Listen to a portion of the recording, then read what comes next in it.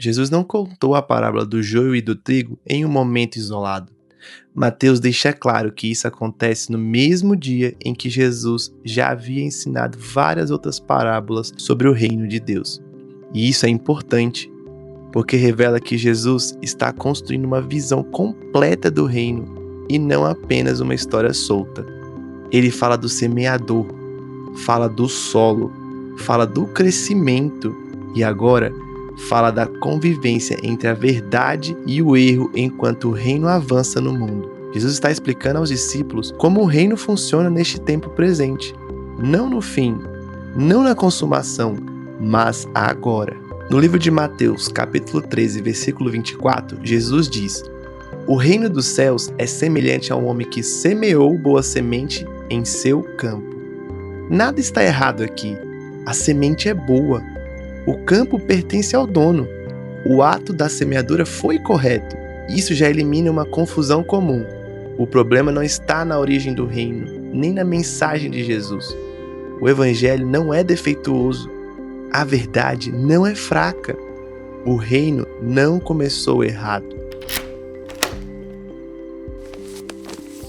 E Jesus continua: "Enquanto todos dormiam, seu inimigo veio, semeou joio no meio do trigo e foi embora."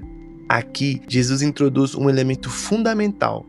O mal não surge espontaneamente, ele é semeado. Existe intenção, existe um inimigo ativo. O joio não substituiu o trigo, ele cresceu ao lado dele. E essa é uma das estratégias mais eficazes do mal. Não eliminar a verdade, mas misturar-se a ela. O joio parece o trigo enquanto cresce. Só perto da colheita a diferença se torna evidente. E Jesus continua: "Quando o trigo brotou e começou a formar espigas, o joio também apareceu." Esse detalhe é crucial. O problema não é imediato, ele só se revela com o tempo. Isso explica por que o erro só é percebido quando já está estabelecido, estruturado e influente. No início parecia tudo igual, mas agora a diferença começa a aparecer. Então, os servos perguntam: "O senhor não semeou boa semente em seu campo? De onde veio o joio?" E a resposta do dono é simples: "Um inimigo fez isso." Então surge a reação natural, humana e imediata. Quer que arranquemos o joio? Essa pergunta revela o impulso de resolver o problema agora, de eliminar o mal imediatamente, de corrigir a situação pela força.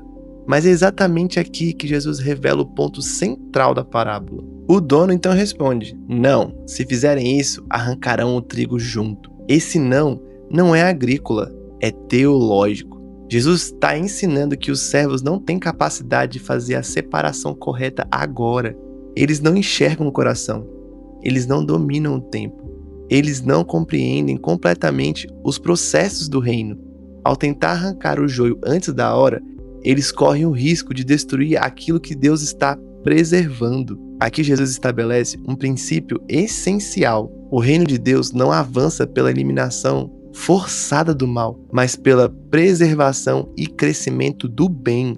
Jesus está ensinando que o tempo presente não é o tempo do juízo final, mas o tempo da paciência soberana de Deus. Deus não está indiferente.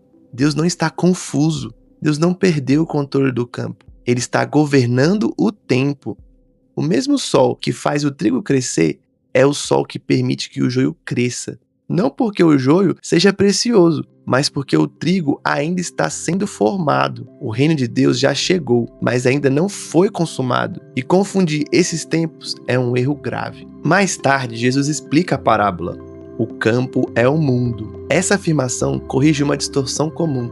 Jesus não está dizendo que a igreja deve conviver passivamente com o pecado interno. Ele está falando da realidade do mundo enquanto o reino avança. No mundo, a verdade e o erro coexistem. O evangelho e as falsas religiões crescem lado a lado. O reino de Deus avança sem eliminar imediatamente o reino das trevas. E isso não é fracasso, isso é o plano. Os 3 pontos centrais da parábola são estes. Primeiro, Deus determinou que a separação final não aconteça agora. Segundo, a missão dos discípulos não é julgar o mundo, mas testemunhar nele. E o terceiro, O juízo não foi cancelado, ele foi adiado. Enquanto o mundo dura, o trigo cresce em meio ao joio, e Deus sustenta o trigo até o dia da colheita. Essa espera não é fraqueza, é graça. Depois de negar o pedido dos servos para arrancar o joio, o dono do campo concluiu com uma ordem clara: deixem ambos crescer juntos até a colheita. Essa frase define todo o período entre a primeira vinda de Cristo e o fim deste mundo. O reino de Deus não é interrompido pela presença do mal, ele cresce apesar dela. A convivência entre o trigo e o joio não é sinal de fracasso do reino, mas evidência de que o tempo da graça ainda está em curso. E então Jesus explica: a colheita é o fim do mundo e os ceifeiros são os anjos. Essa afirmação carrega um alívio e um alerta. O alívio é este: não está nas mãos humanas. A igreja não é chamada para executar a justiça final, ela é chamada para anunciar a verdade. O alerta é igualmente claro: o juízo virá. Ele não será simbólico, não será apenas moral, será real, definitivo e irreversível. E Jesus diz: o Filho do Homem enviará seus anjos, e eles retirarão de seu reino todos que praticam o mal. Aqui não há precipitação, não há injustiça, não há engano. Diferente dos servos, os anjos não erram na separação. Eles veem o que o ser humano não vê. Eles conhecem o que foi oculto. Eles executam o juízo do rei. O que hoje parece misturado, naquele dia estará completamente claro. E Jesus não suaviza a linguagem. Ele diz: o joio será amarrado em feixes para ser queimado. E mais adiante ele também diz: eles serão lançados na fornalha ardente, onde haverá choro e ranger de dentes. Essas palavras não existem para satisfazer a curiosidade. Elas existem para afirmar a justiça de Deus. O mal não ficará impune. O erro não será eternamente tolerado. A rebelião contra Deus terá um fim. O inferno não é um exagero bíblico, é a resposta final de Deus à recusa persistente da verdade. Mas o juízo não é a última palavra. Jesus ainda diz: então os justos brilharão como o sol no reino de seu Pai. Essa é a esperança dos filhos do reino. O trigo não cresce em vão. A perseverança não é inútil. A fidelidade em meio a um mundo hostil não é esquecida. Aquilo que hoje parece frágil será glorioso. Aquilo que hoje parece pequeno resplandecerá. Essa parábola foi dita para consolar os discípulos que estavam confusos. Eles viam o avanço do farisaísmo, o crescimento do erro, a rejeição da verdade. E Jesus diz, em essência: não se desesperem, o campo não está perdido. O reino não depende de números, não depende de domínio político, não depende de aceitação cultural. Ele depende do Senhor da colheita. Essa parábola nos ensina como viver neste mundo. Não com ingenuidade, mas com esperança. Não com agressividade, mas com fidelidade. Não tentando arrancar o joio, mas cuidando do trigo. Nossa missão não é purificar o mundo, é testemunhar no mundo. O juízo não é nossa responsabilidade, a fidelidade é.